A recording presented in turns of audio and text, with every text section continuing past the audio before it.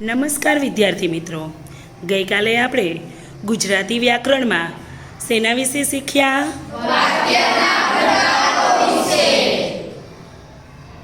ઇન્દર, વાક્યના કેટલા પ્રકાર છે? નહીં, વાક્યના બે પ્રકાર છે. અર્થની દ્રષ્ટિએ અલગ અને રચનાની દ્રષ્ટિએ અલગ.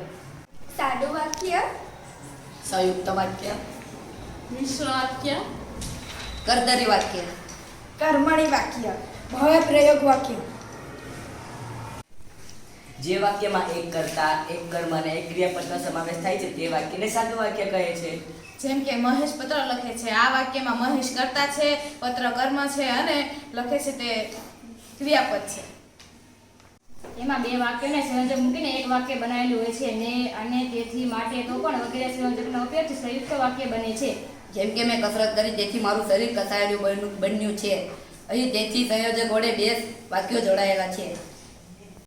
જેમાં સામાન્ય રીતે એક મુખ્ય વાક્ય હોય છે અને તેના પર આધારિત અન્ય ગૌણ વાક્ય જેમાં જોડાયેલા હોય છે.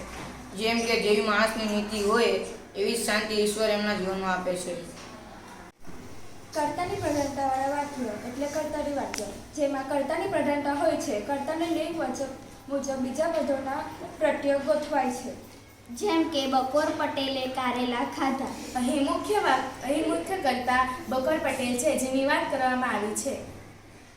કર્મની વાક્ય રચનામાં કર્મ પ્રધાન હોય છે અને કર્મોની લિંગ વચન મુજબ